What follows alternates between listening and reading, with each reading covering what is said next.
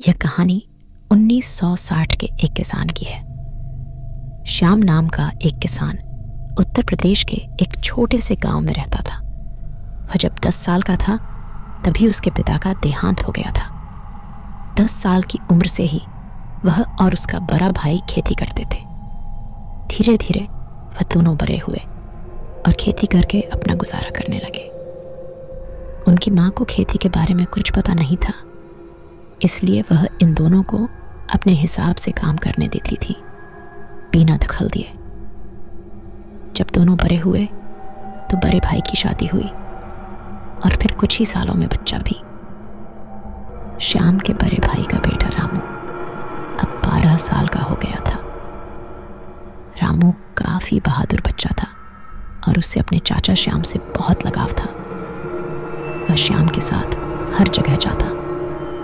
School खत्म होते ही वह श्याम के काम में हाथ बटाने लग जाता। उनका गांव बहुत डरावना था। आए दिन कोई न कोई घटना होती रहती थी। उनके गांव में भूत प्रेत की बहुत सी कहानियां प्रचलित थीं। इसलिए ज्यादातर लोग अंधेरा होने के बाद शायद ही निकलते थे।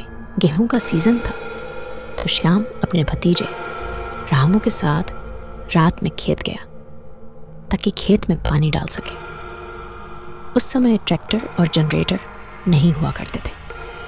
श्याम बाल्टी से खेत में पानी डाले जा रहा था। यह करते करते करीब रात के 1 बज गए। उसे ऐसा लगा कि खेत की तरफ कोई आ रहा है कि तभी पीछे से एक आवाज आई। इतनी देर हो गई और तुम लोगों का काम पूरा नहीं हुआ, और कितनी देर लगेगी पानी डालने में? बहुत कामचोर हो दोनों। ये आवाज श्याम के माँ की थी। श्याम जवाब देने ही वाला था कि उसे ऐसा आभास हुआ कि यह कोई और है। श्याम समझ गया कि कुछ तो गड़बड़ है, क्योंकि उसकी माँ इतने रात में खेत में क्यों आएगी। ऊपर से वह कभी खेत के मामले में दखल भी नहीं देती। श्याम ने सोचा कि साथ में बच्चा है, वह कहीं डर न जाए भूत देख के। इसलिए ये जानते हुए कि यह भूत है, श्याम ने जवाब दिया और बोला कि आप चलो, मैं और रामू आते हैं। और रामू को बोला कि बेटा कुदाल उठा लो, और खुद लालटेन उठाया। दोनों खेत से निकले और अपने घर की तरफ चले गए। उस समय ना तो सड़क पर बत्ती हुआ करती थी और ना ही रात में कोई सवारी चलती थी। लोगों को पैदल ही जाना पड़ता था।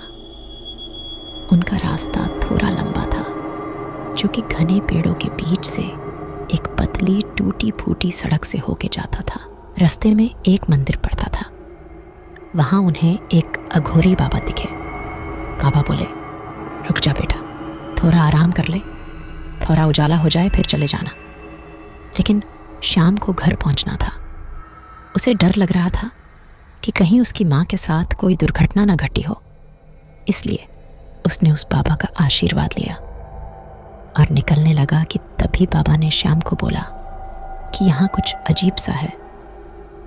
ऐसा लग रहा है कि बुरी शक्तियाँ आसपास हैं। ये सुन श्याम और डर गया और वहां से चला गया। थोड़ी देर बाद उसे पीपल के पेड़ के पास से आवाज आई, ओह श्याम, यहाँ आओ, पत्ते खेलते जाओ। श्याम को यह आवाज जानी पहचानी लगी। वह जब वहां गया तो देखा कि यह उसका दोस्त है, जो कुछ दिन पहले चल बसा था। श्याम डर गया और वहां से जल्दी जल्दी जाने लगा कि तभी उसके दोस्त ने कहा, आजा, वरना मैं तुम दोनों के पीछे लग जाऊंगा। श्याम घबरा गया। उसने रामू को बोला, बेटा तो कुदाल लेके आगे चलो, मैं बस थोड़ी देर में आया। रामू अकेले आगे बढ़ने लगा, लेकिन उससे बहुत डर लग रहा था। इसलिए वह थोड़ा आगे जाके अपने चाचा की राह देखने लगा। काफी अंधेरा था। हर तरफ से रामू को उसके चाचा की आवाज आ रही थी। उसे ऐसा लग रहा था कि श्याम उसे बुला रहा है। लेकिन जैसे ही वह श्याम की तरफ बढ़ता तो देखता कि वहां कोई नहीं, और फिर से उसे श्याम की आवाज आने लगती। उसको समझ नहीं आ रहा था कि आखिर हो क्या रहा है।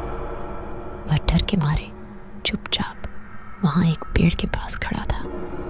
वहाँ श्याम उसके दोस्त से मिलने उसकी तरफ चलने लगा। श्याम ने अपने दोस्त से पूछा कि आखिर वह क्या चाहता है। उसने बोला, बस एक बार पत्ते खेल ले, फिर जाने दूंगा। श्याम पत्ते खेलने में माहिर था। उसने सोचा कि जल्दी जल्दी एक बार खेल के उसे अपने दोस्त से छुटकारा मिल जाएगा। पहली बार में श्याम हार गया। अब जब श्याम उठ के जाने लगा तो उसने बोला कि तुझे जीत के ही जाने दूंगा मैं। श्याम ने सोचा कि अगली बार वह पक्का जीत जाएगा, लेकिन वह फिर हार गया। अब श्याम ने कहा कि मुझे नहीं खेलना, मुझे जाने दे, लेकिन उसका दोस्त एक न माना। बात बात में दोनों में झगड़ा हो गया और उस भूत ने श्याम को कई बार पटका। श्याम जोर जोर से चिल्लाने लगा। आवाज रामू को भी सुनाई दी। रामू कुदाल लेके भागता हुआ उस अघोरी बाबा के पास गया और उन्हें साथ लेके उस पीपल के पेड़ के पास आया। अघोरी बाबा ने जब श्याम की हालत देखी तो बाबा ने भूत को बोला कि तू छोड़ दे श्याम को, वरना मैं तुझे नहीं छोड़ूंगा। यह सुन उस भूत ने श्याम को 2 बार और पटका। बाबा को बहुत गुस्सा आया तो वह जोर से बोले कि लाओ ये कुदाल, आज मैं इस भूत के 2 टुकड़े कर दूंगा। ऐसा कहते हैं कि भूत लोहे के औजारों से डरते हैं। ये सुनना वह भूत वहां से भाग गया।